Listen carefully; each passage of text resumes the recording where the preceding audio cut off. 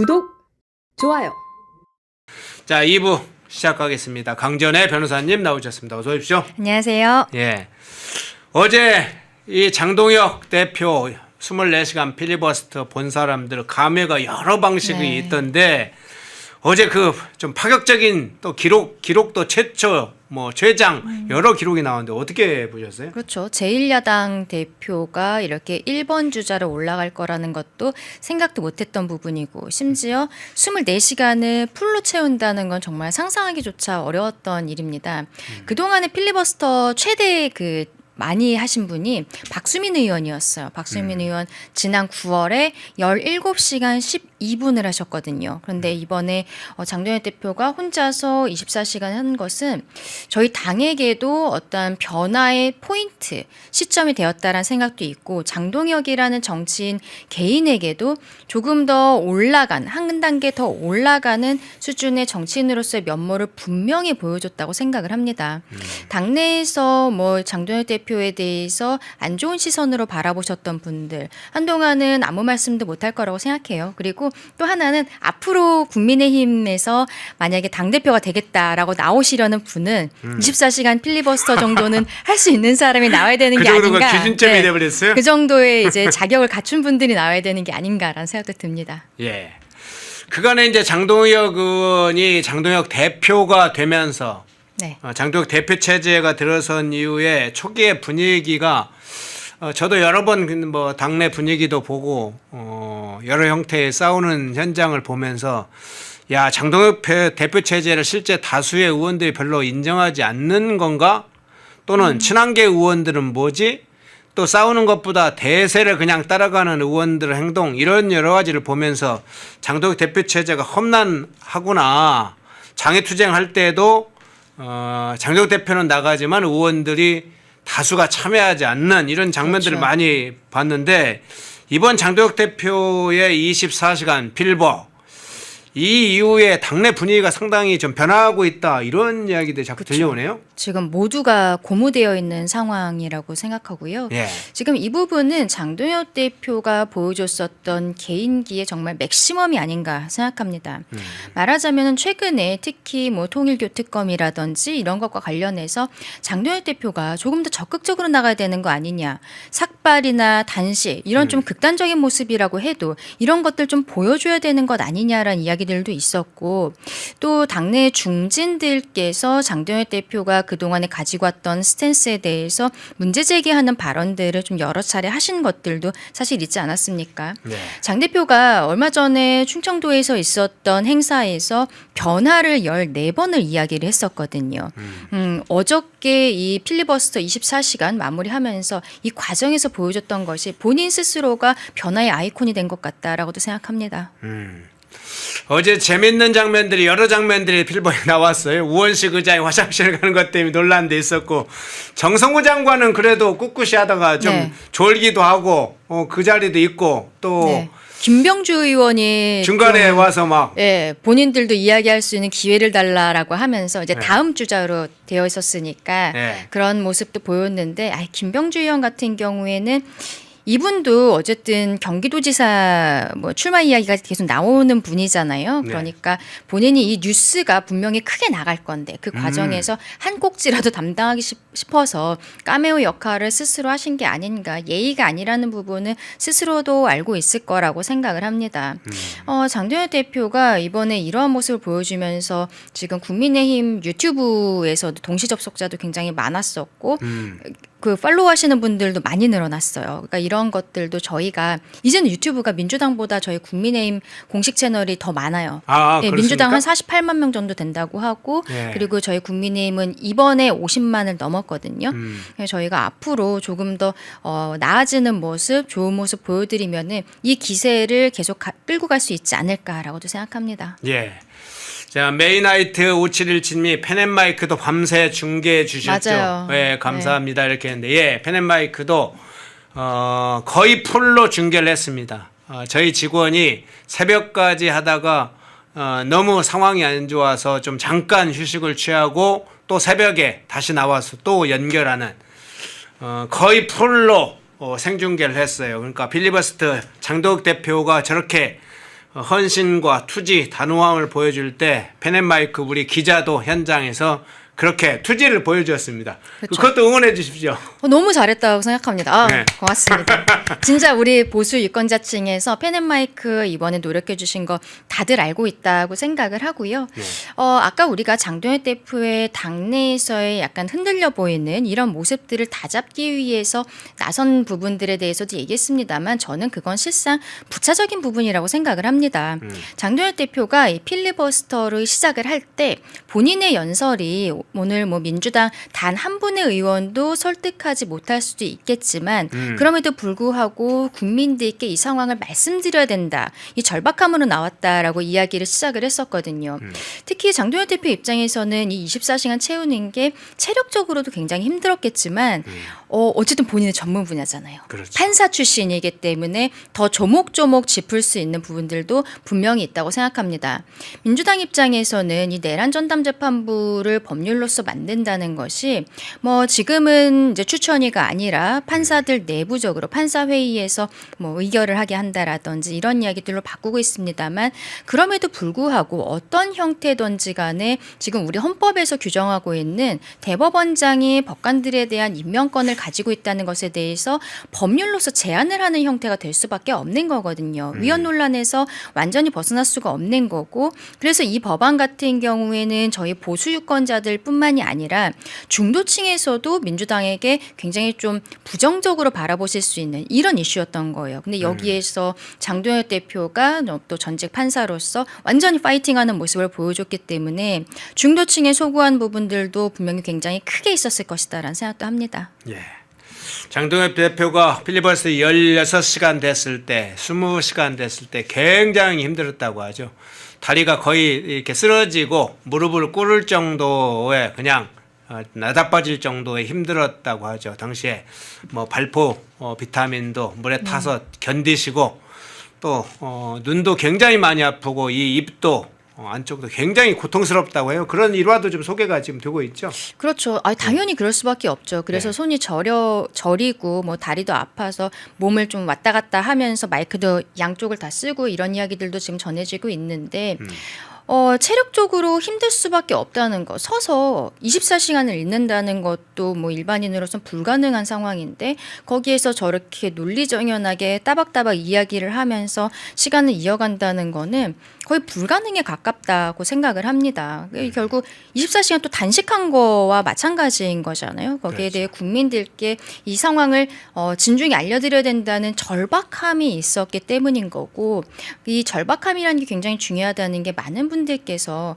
국민의힘 왜 너네 내부적으로 싸우냐, 너네 아직도 니네가 여당인 줄 아냐, 뭐 이렇게 절박함이 없다라고 지적하시는 분들이 있는데 장동혁 대표가 그런 이미지를 완전히 깨는 모습을 보였다고 생각합니다. 이제는 당내에서의 그동안의 잡음들을 좀 정리를 하고 장동혁 대표를 중심으로 해서 똘똘 뭉쳐서 나가야 되는 시기가 되지 않았나 싶습니다. 예.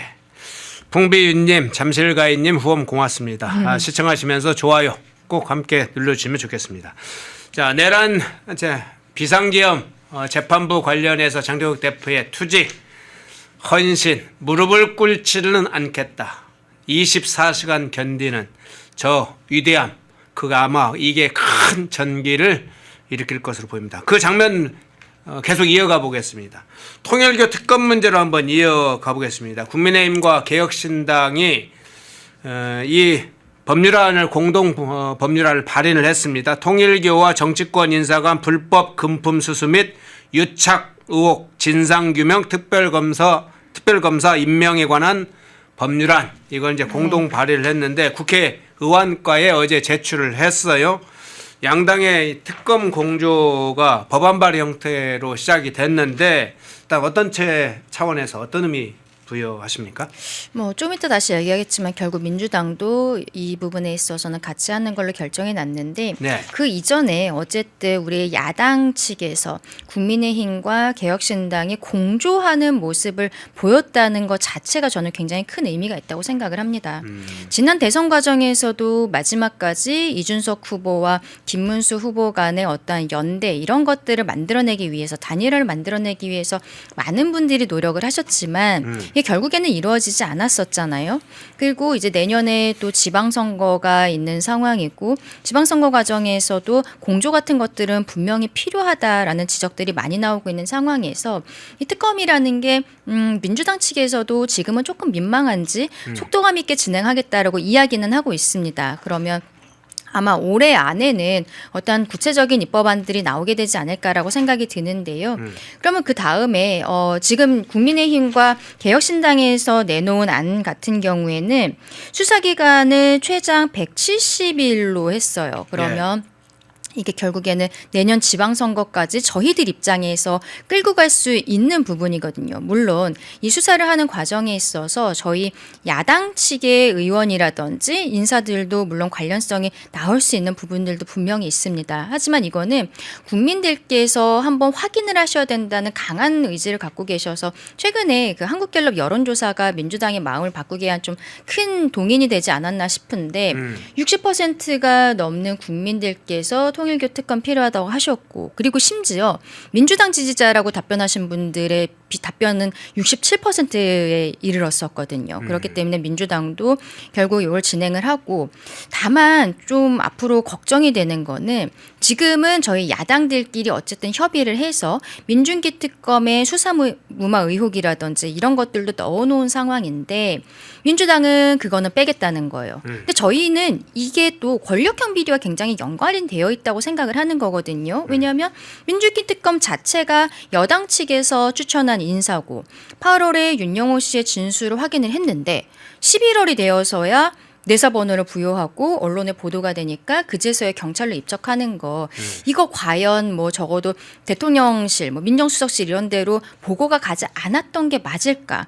정말 그냥 특검이 이게 그렇게 중요하지 않다고 판단했다거나 본인들의 수사 범위가 아니어서 수사를 안 했다고 이야기한 것이 3개월이라는 공백에 있어서의 제대로 된 해명이라고 보기는 어렵거든요. 그리고 이 수사 과정에서 윤영호 씨의 진술을 보면 재선 과정에서 국민의힘뿐만이 아니라 민주당 측에도 접촉한 정황들이 있고 건진법사 사건에서 윤영호 씨의 육성 녹취가 틀어졌는데 그 내용을 보면은 정진상 실장에게 다가가겠다라는 내용이 나와요. 네. 그러니까 어쨌든 이재명 대통령의 최측근이기 때문에 이게 수사가 계속 이루어지게 된다면 또 임종성 의원도 7인회 출신이잖아요. 네. 이런 게 대통령실에까지도 연결이 될 수 있어서 이거야말로 권력형 비리가 있을 수 있는 거다. 수사 무마 의혹이 당연히 그렇게 생각할 수밖에 없고 또 이 사건 지금 공수처에서 수사하고 있습니다. 근데 우리 공수처가 얼마나 무능한 집단인지 다들 아시잖아요. 그리고 문제는 공수처에게 이 사건 수사할 수 있는 자격이 있는지 저는 의문이 있는 게 오동훈 공수처장과 수뇌부 5명이 직무유기 혐의로 기소가 되었어요. 한 3주 전에 됐는데 최상병 사건과 관련해서 직무유기 혐의가 있는 거거든요. 근데 이것도 시스템은 똑같아요. 민중기 특검이 직무유기를 했다는 거예요. 그냥 사건을 뭉갰다라는 거여서 누가 누구를 수사하는 거냐 라는 이야기가 나올 수밖에 없는 거죠. 저희 입장에서는 그래서 이 수사 무마 의혹에 대해서는 반드시 이 특검 안에 들어가야 된다라고 생각을 하지만 이게 특검이라는 것은 법률 안으로서 정리가 돼야 되는 건데 법률로서 민주당이 다수 의석을 점하고 있고 민주당이 또 프레이밍을 그렇게 할 수 있어요. 워낙 잘하니까 국민의힘에서 계속 거부하니까 우리가 더 이상 특검 못하겠다, 진행 못하겠다 또 이런 형태로 갈 수도 있는 거거든요. 앞으로 서로 간의 수싸움이 굉장히 좀 치열해질 것 같다라고도 생각합니다. 예. 그러면 지금 이야기까지 주셨는데 국민의힘과 개혁신당이 공동 합의한 그 법안을 발의를 했고 조국혁 신당도 뭐 자체안을 그렇죠. 조국혁 신당은 냈다고 그러죠. 본인들이 추천하겠다 특검을. 네. 지금 여야가 좀 연결이 돼 있으니까. 그리고 민주당은 여당과 야당에서 한 명씩 추천해서 대통령 임명하는 걸로 하자라고 하는데 그러면 대통령이 누가 추천한 사람을 임명을 현재는 하겠습니까? 근데 민주당은 그냥 구도로만 이야기를 하고 있지 법안 발의를 현재는 하진 않고 구체적인 있잖아요. 건 없죠. 네, 그러니까 아까 제가 말씀드린 민중기 특검의 수사 무마 의혹도 뭐 넣으면 안 된다. 그리고 추천도 여야에서 한 명씩 해야 된다. 이런 것들이 아직까지 뭐 법안으로까지 나온 것은 아니어서 좀 더 다듬어져야 되는 부분들이 있겠습니다만 어쨌든 초반부터 서로 간의 수싸움은 지금 강하게 시작이 된 것 같다. 그렇게 보입니다. 예.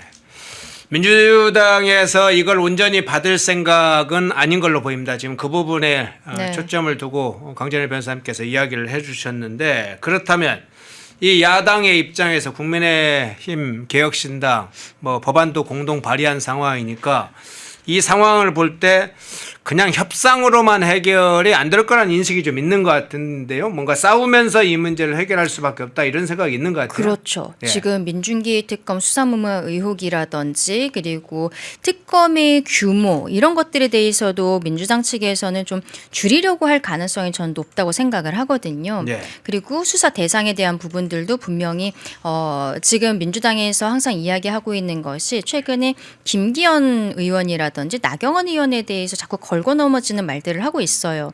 이런 부분들도 수사 대상으로 넣어야 된다. 이 법률안에 넣어야 된다라고 좀 강하게 밀어붙이지 않을까.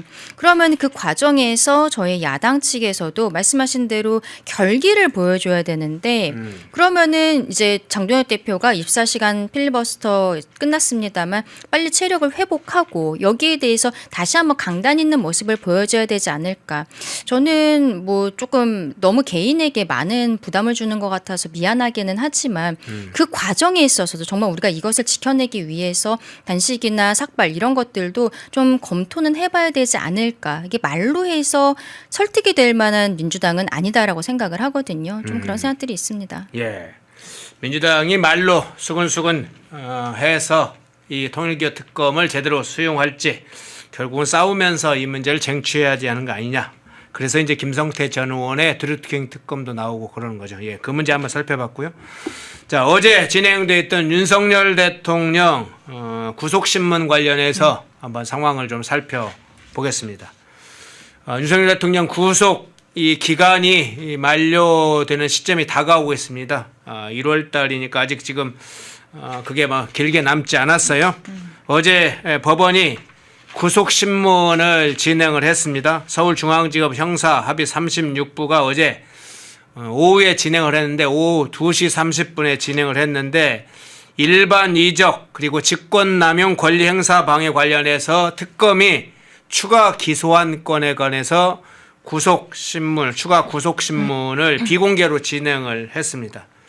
자, 어제 이제 조은석 내란 특검팀하고 윤석열 대통령 변호인 측하고 충돌이 상당히 있었을 것 같은데 어떤 점에 초점이 주로 맞춰졌을 것 같습니까? 증거인멸의 우려 여기에 대해서 특검에서는 굉장히 강하게 주장한 것으로 알려지고 있거든요. 예. 이게 만약에 구속이 만료가 돼서 나오면은 뭐 말맞추기라든지 그리고 어떻게 보면 윤석열 대통령이 최근에 재판 과정에서 본인의 부하들에게 약간은 책임을 전가하는 것으로 보일 수 있는 이러한 발언들을 특검 측에서는 강하게 주장을 했다고 합니다. 그런데 특검에서는 그러한 증언이라든지 요것들만 했는데 우리가 어제였나요? 뭐 신원식 전 실장이라든지 그리고 정진석 전 실장 이런 사람들도 이상민 전 행안부 장관 재판에서 이제 증인으로 출석을 했었는데 어찌 보면은 윤석열 전 대통령이 전혀 뭐 본인을 설득하려 하지 마라 이렇게 좀 불리한 이야기들도 계속 하고 있는 것도 사실이에요. 그 이미 구속이 되어 있고 뭐 다들 기소가 되어 있는 상황에서 도대체 무엇을 어떻게 증거인멸을 하겠다는 것인지 이게 자체가 불가능하다. 지금 윤석열 전 대통령 측에서는 그러한 부분들도 충분히 좀 어필을 하고 있는 것 같고 그 이야기도 하고 있더라고요. 작년 11월에 윤 전 대통령이 트럼프 미국 대통령과 통화를 하는 과정에 있어서 트럼프 측에서 먼저 오물풍선에 대한 이야기, 우려를 얘기를 했고 윤 전 대통령 측에서는 뭐 어떤 화생방 공격이라든지 이런 게 아니면은 사전에 대응할 필요는 없다. 힘으로 이게 억지력에 대해서 굉장히 본인이 강조한 바가 있다. 이런 이야기들을 하고 있는 거예요. 그래서 전체적으로 저는 애초에 이게 내란과 외환이라고 하면서 양대의 큰 그 범죄가 있는 것처럼 민주당에서는 프레임을 했지만 이 외환 같은 경우에는 외환 유치죄가 될 것처럼 민주당에서는 국민들을 호도했지만 결국에 기소는 일반이적죄로 됐거든요. 이게 혐의 자체가 굉장히 확 떨어져 버린 거예요. 외국과 통모를 했다는 거, 뭐 북한이 외국이라고 볼 수 있는지도 좀 의문점이 있고 통모라는 것은 있을 수가 없는 일이기 때문에 결국에는 일반이적죄로 기소를 한 상황이어서 좀 상황을 보았을 때는 이런 정도로 구속이 되어야 되는가라는 좀 의문점은 있습니다만 이게 1월 18일에 구속기한이 만료가 되면서 별건 사건이지만 구속기한을 이제 연장하는 형태로 들어가는 거죠. 최근에 민주당에서 보여주고 있는 사법부에 대한 압박 이런 것들을 보았을 때 저는 윤 전 대통령이 이렇게 석방될 가능성은 조금 낮지 않을까라는 생각이 들고 그 가늠자로서는 아마 오늘쯤에 김용현 전 장관에 대한 그 구속신문 결정이 나올 거예요. 내일이 만료 기한이거든요. 내일까지여서 아마 오늘 내일 안에는 결정이 나올 건데 이것도 한 12일인가요? 그쯤에 그 구속 신문을 했지만 아직까지 결과가 나오지 않았어요. 이걸 보면은 조금 가늠자가 되지 않을까. 윤 전 대통령도 한 30일까지 의견서를 제출하라고 변호인 측에다가 재판부에서 얘기를 했기 때문에 당장 하루 이틀에 나오기보다는 1월이 되어서 결정이 나올 것 같다. 그렇게 보입니다. 그러면 시점이 통상적으로 일반적으로 그 피의자 신문, 그러니까 영장실질심사의 경우에는 뭐 그날 저녁이나 새벽, 그쵸. 다음날 새벽에 나오는데 이와 같이 추가 어떤 구속신문의 경우에는 통상적으로 시간이 좀 걸리는군요. 그렇죠. 그 구속 기한이 만료되기 전에 이런 사건들 같은 경우는 실질적으로는 별건이지만 붙여서 계속 구속을 하고 싶다. 이게 6개월이 끝나면 원래 석방이 돼야 되는데 그 뒤에 다른 혐의점을 가지고서는 붙여서 계속 구속을 하고 싶다라는 형태로 나가는 거여서 첫 번째 사건의 구속 기간 만료 이전에 결정이 보통 나오는 편이거든요. 그러니까 김용현 전 장관이 내일까지기 때문에 뭐 오늘 내일 오전 정도에는 나오지 않을까. 그러니까 같은 혐의예요. 그래서 그거를 보면은 윤 전 대통령에 대한 사건도 어떻게 진행이 될지 조금은 볼 수 있을 것 같습니다. 예. 그러면 추가 구속이 연장될지 아니면 석방이 인정될지 문제야. 그것과 조금 별개로 이 부분은 어떻습니까? 지금 일반 이적죄 관련된 혐의가 중요 혐의로 지금 다시 추가 기소가 된 것이잖아요. 그렇죠. 그러니까 외환 유치죄로서 기소하기를 민주당에서는 바랬었겠지만 특검 측에서도 외국과 통모했다. 이 증거는 찾을 수가 없었기 때문에 그래서 일반 이적죄로 기소를 한 거죠. 근데 대통령 입장에서는 전쟁을 피하는 것이 최대 국민들의 안전을 지키는 것이 최대의 본인의 그 역할이고 지위에 맞는 일이기 때문에 과연 그런 일들을 했다라고 볼 수 있는 증거들이 있을지 우리가 정보 수집 과정 같은 것으로 드론을 보내고 이렇게 볼 수도 있는 거거든요. 그리고 또 이 사건 같은 경우에는 국방과 관련된 것이기 때문에 언론이라든지 이런 데 자료들이 많이 노출되어 있지는 않아요. 그래서 조금 지켜봐야 될 것 같다고 생각합니다. 예. 자, 어제 윤석열 대통령 추가 구속 관련된 구속 신문이 진행이 됐고 결과는 내년 초반에 지금 이달 말까지 아마 윤석열 대통령 변호인 측에서도 관련된 의견을 제출하는 걸로 지금 어제 법정 비공개로 진행돼 가지고 상세한 것이 공개되지는 않았습니다. 그런데 알려지고 그래서 내년 초반기에 결과가 나올 것이다. 구속기한 만료되는 시점에 결과가 나올 것이다. 이렇게 지금 봐주셨네요. 다만 이제 가늠자가 될 부분은 김용현 전 국방부 장관을 어떻게 보는지 문제도 하나의 가늠자가 될 것이다. 자, 대장동 일당 관련된 문제 좀 살펴보겠습니다. 아까 사의 영상에 신상진 성남시장이 잠깐 등장을 했는데, 자, 법원에서 이제 거의 다 가압류 가처분을 다 인용을 해서 지금 동결 상태로 들어가고 있습니다. 대장동 일당 재산 약 5,700억, 현재까지 이제 확인된 게 5,700억 중에 대략 5,173억 원 정도에 관해서 법원에서 가압류 가처분 신청을 인용을 다 했습니다. 성남시가 요청한 것 중에 거의 한 95% 정도 가까이 인용을 했습니다. 자산이 지금 동결되는 상황인데 상당히 대부분은 어쨌든 성남시가 요청한 이 가압류 가처분 신청을 거의 다 받아들였네요.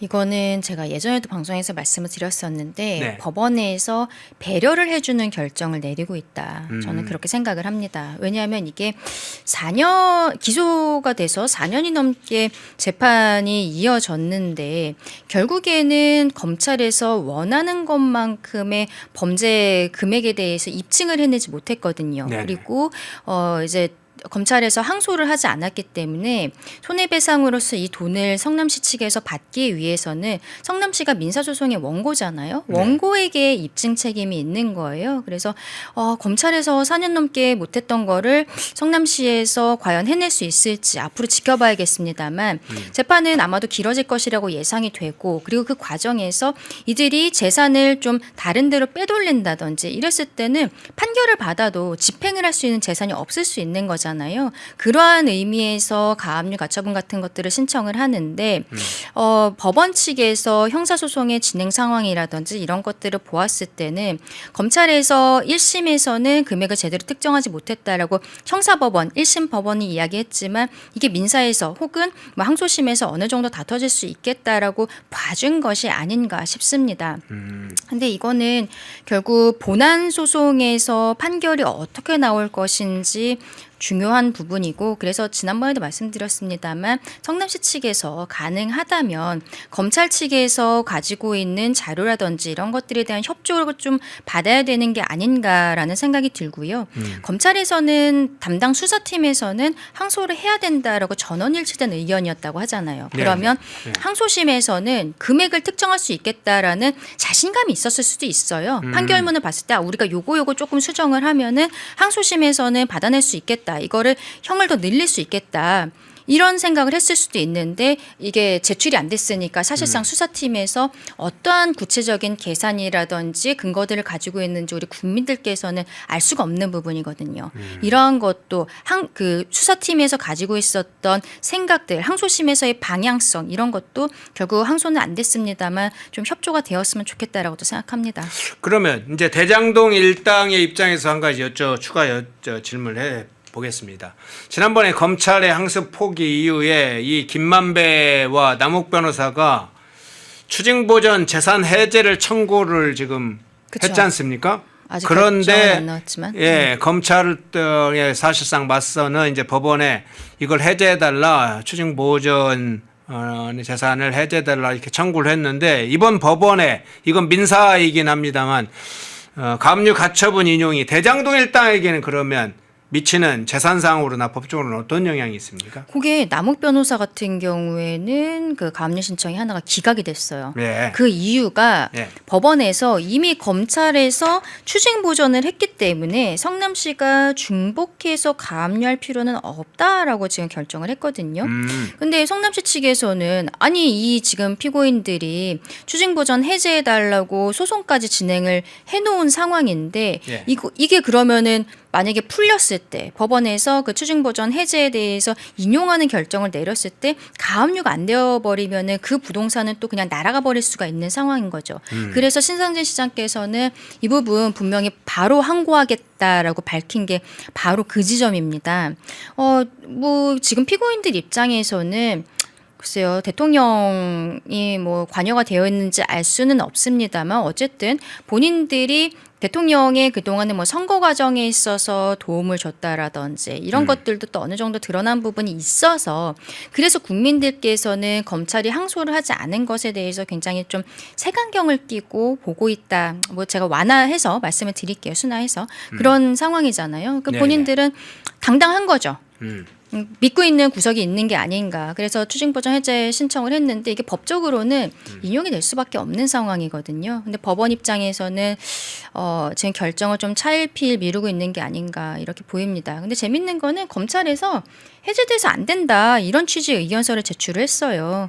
그러면 항소를 했었어야죠. 이런 의견서를 낼 게 아니라 항소를 했으면은 이게 뭐 해제 신청 같은 게 들어갔을 리도 없는 상황이었기 때문에 검찰에 조금 이중적인 모습이 있지 않나라고도 생각합니다. 예.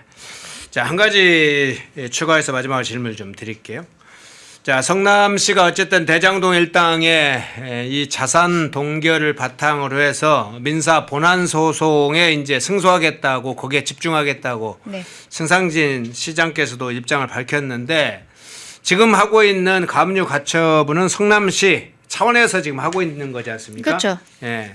성남 도시개발공사도 포함되어 있겠지만 기본에 이제 성남시에서 하고 있는데 그 신상진 시장이 이런 이야기도 했습니다. 성남시민소송단의 법률 지원을 하겠다. 또 행정지원도 하겠다. 이렇게 밝혔는데 그러면 이제 피해 입장에서 보면 성남시나 성남 도시개발공사도 피해자지만 성남 시민도 이제 피해자로 보고 성남 시민이 실질적으로 소송에 나서는 상황으로 보입니다. 성남 시민 소송단으로 보이니까. 지금 구체적인 내용은 아직까지 잘 모르겠습니다만 네. 시민들 개인이 원고가 돼서 일부 손해배상 청구를 하겠다. 뭐 이거를 성남시가 돕겠다라고 이야기하고 계시는 게 아닌가 싶은데 네. 이거는 그러니까 원래 성남시가 가져야 되는 이 수익 그것은 우리 시민들의 것인 거잖아요. 근데 문제는 이것도 그 시민 개인이 나한테 원래 왔었어야 되는 혜택이 금원이 얼마인지에 대해서 입증을 해야 되는 거거든요. 원고로서 입증 책임을 갖고 있는 거에서 실질적으로는 뭐 거의 불가능하다라고 생각합니다. 그럼에도 불구하고 이분들이 적극적으로 나서는 모습은 그러니까 법원에 어필을 하겠다는 거예요. 그리고 국민들께도 어필을 하고 우리가 법원 자체에서는 승소 가능성이 그렇게 높지 않다고 하더라도 정부가 나서서 이것을 마치 이재명 대통령과 관련이 되어 있기 때문에 검찰이라는 조직이 조직적으로 항소를 포기한 것이 아니냐. 우리 성남 시민이 풀뿌리 정신으로서 여기에 대해서 맞서겠다. 이런 정도의 의미가 있다고 생각하고 아마 이분들이 적극적으로 활동을 하신다면은 본인들의 소송도 뭐 진행하실 수 있겠습니다만 이 지금 성남시가 하고 있는 소송에 있어서 계속적으로 참여를 하시면서 탄원서라든지 이런 것들을 제출하는 역할도 하시게 되지 않을까 그렇게도 보입니다. 예. 자, 장도혁 대표의 필버로부터 시작해서 대장동 일당에 5,173억 원의 자산 동결 그리고 본격적인 이제 소송 들어가는데 이 성남 시민들이 또 피해자 원고로 참여할 때의 의미 이런 문제를 좀 조목조목 살펴봤습니다. 강전의 변호사님이었습니다. 고맙습니다. 감사합니다. 펜앤마이크에서 추천하는 영상도 보고 가세요. 다른 영상도 즐기시려면 구독 버튼을 꼭 눌러주세요.